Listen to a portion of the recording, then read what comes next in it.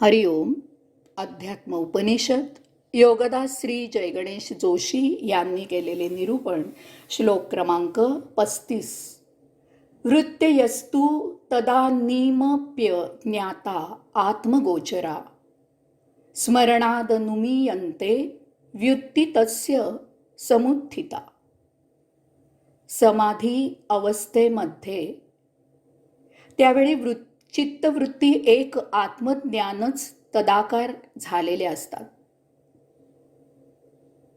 परंतु तरीही त्याची जाणीव नसते. समाधीमधून व्युत्थान झाल्यावर स्मृतीमधून त्याबाबत अनुमान काढले जाते. मागील श्लोकाचा संदर्भ येथे मागील श्लोकांचा संदर्भ आहे. मागील श्लोकांमध्ये आपण समाधी कशी साध्य होते येथपर्यंत निरूपण केले. आता समाधी अवस्थेत काय होते ते ऋषी येथे सांगत आहेत. हे फार महत्त्वाचे आहे, कारण समाधी साध्य झाल्यावर आपण सर्वस्वाच्या अतीत जातो, परंतु तरी समाधीमधून बाहेर आल्यावर समाधी संबंधी आपल्याला ज्ञान होते. हे कसे शक्य होते यावर ऋषी येथे प्रकाश टाकत आहेत. ते त्यांची स्वानुभूती आपल्याला सांगत आहेत. आपले महत् भाग्य म्हणून आपल्याला हे अनमोल असे ज्ञान प्राप्त होत आहे, कारण हे असे ज्ञान इतर कुणीही सांगू शकत नाहीत. केवळ ज्यांना आत्मानुभूती प्राप्त झाली आहे, जे साक्षात्कारित आहेत, तेच हे ज्ञान सांगू शकतात. सर्वसाधारणपणे आत्मानुभूती प्राप्त झालेले यासंबंधी मौन होतात. योग्यांनी साक्षात्कार व्यक्त करू नये असाच प्रघात आहे, परंतु काही साक्षात्कारींना भगवंत श्रींची आज्ञा होते की त्यांनी मुमुक्षु साधक यांच्यासाठी हे एक प्रभुकार्य आहे या भावनेने याचा व्यापार न करता योग कार्य करावे. यासाठी त्यांना त्यांचा साक्षात्कार व्यक्त करायला परवानगी असते. भगवंत श्रींच्या इच्छेने हेच त्यांचे जीवित कार्य असते. त्यांनी इतरांना अध्यात्मासाठी, साक्षात्कारासाठी, मुक्तीसाठी उद्युक्त करावे. या योगे भगवंत श्रींच्या कार्याचा प्रसार आणि प्रचार व्हावा. आत्मगोचरा. ऋषी सांगतात की जेव्हा साक्षात्कार होतो, समाधी साध्य होते, तेव्हा आत्मानुभूतीशिवाय तेथे अन्य काहीही भाव नसतात. तेथे देह, मन इत्यादी सर्वस्वाचा अभाव असतो. समाधीमध्ये योगी आणि आत्मा यांचा योग होतो. तेथे फक्त आत्मभाव उदित होतो आणि त्याच क्षणी अन्य भाव लुप्त होतात. तेथे एका आत्मज्ञानाशिवाय अन्य काहीही ज्ञान असत नाही. तेथे एका आत्म्याचीच जाणीव असते, अन्य जाणीवा क्षीण होतात.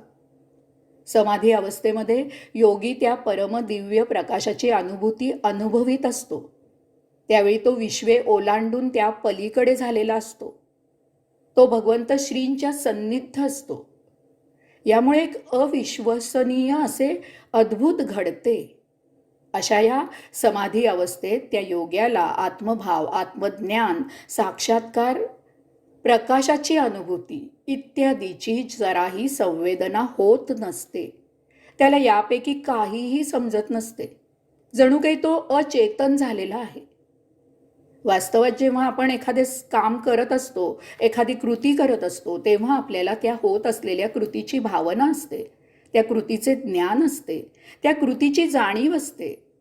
यामुळे आपल्याला असे वाटते की याचप्रमाणे समाधीमध्ये आपल्याला त्या दिव्य अनुभूतीची भावना, ज्ञान, जाणीव असायला पाहिजे. परंतु असे कधीही होत नाही. समाधी साध्य झाल्यावर त्या योग्याला त्याची संवेदना नसते. आपण जेव्हा शास्त्रीय संगीत ऐकत असतो, तेव्हा आपल्याला तो गवई कोणता राग गात आहे, कोणती चीज म्हणत आहे, त्यातील सरगम कसं म्हणत आहे, विलंबित कसे म्हणत आहे, द्रुत कसे म्हणत आहे, तबला कसा वाजत आहे, संवादिनी कशी वाजत आहे, वगैरे वगैरे असे सर्व काही चांगले आकलन होत असते. आपण त्याला अनुसरून गाण्याला दादही देत असतो. परंतु काही वेळा असे घडते की तो गवई मध्येच तेथून गायब होतो. त्याचा देह तेथेच असतो, परंतु तो तेथे अनुपस्थित होतो. त्याच्या कंठामधून नादब्रह्माचा स्वर्गीय आविष्कार श्रोत्यांवर स्वराभिषेकाचा वर्षाव करत असतो. थोड्या वेळाने तो गवई भानावर येतो आणि स्वतःच चकित होतो की हे नक्की मीच गात होतो का. हे असे घडते. याचे कारण अशा वेळी तो गवई ते गाणे झालेला असतो. लेखक, कवी, चित्रकार, प्रवचनकार इत्यादींना हा असा अनुभव बऱ्याच वेळा येतो. ती कलाकृती झालेली असतात आणि त्यामधून जी निर्मिती झालेली असते ती त्यांची नसते. तेही चकित होतात. या अशा अवस्थेमध्ये वेद, उपनिषदे सांगितली गेली आहेत. यामुळे ती सांगणाऱ्यांनी त्याचे श्रेय स्वतःकडे घेतलेले नाही. ते म्हणाले श्रुत झाले, स्मृत केले आणि पुराणोक्त केले. यात आमचे असे काहीही नाही. आम्ही फक्त भारवाहक आहोत, निरोपे आहोत. अशाच प्रकारे समाधीमध्ये योगी भगवंत श्रींमध्ये तदाकार होतो. तो आणि ते दर्शन यामध्ये जराही भेद उरत नाही. तो त्यात एकरूप होतो. त्याला समाधी अवस्थेमध्ये साध्य होत असलेली अनुभूती आकलन होत नाही. त्याची संवेदना त्यावेळी त्याला होत नाही. हे असेच झालेही पाहिजे. कारण तसे झाले तर तात्काळ तो समाधीमधून व्युत्थान होईल.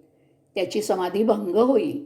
समाधी अवस्थेमधून व्युत्थान झाल्यावर त्याला हे सर्व स्मृतीमधून आठवते आणि ज्ञात होते. स्मरणाद नुमीयन्ते.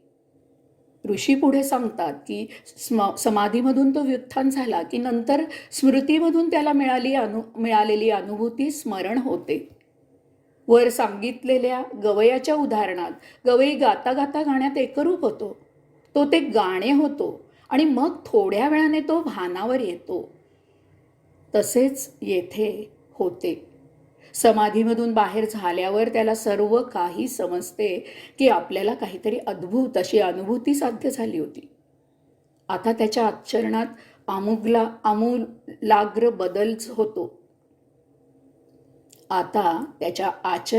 आमूलाग्र बदल होतो. त्याची हळूहळू भौतिकामधून सुटका होते. हा झालेला बदल त्याच्याप्रमाणेच इतरांनाही जाणवतो. यावरून एखादा स्वतःला जेव्हा साक्षात्कारित म्हणून जाहीर करतो तेव्हा त्याच्या वर्तनावरून त्याची सत्यता अजमावता येते. ओळखणारे ओळखतात आणि योग्य अंतर ठेवतात. परंतु बहुतांशी जनता निरागस असते. हळूहळू तथाकथित साक्षात्कार व्यापारी होतो. योगाचा बाजार तेजीत सुरू होतो. भगवंताचा साक्षात्कारी मौन होतो. त्याचा कर्मयोग सुरूच असतो. परंतु देहधर्मापुरताच तो भौतिकात असतो. त्याचा स्वाभाविक ओढा अध्यात्माकडे झुकतो. यथाकाळी ते दिव्यद्वार उघडते. साक्षात्कारी मुक्त होतो. हरिओम.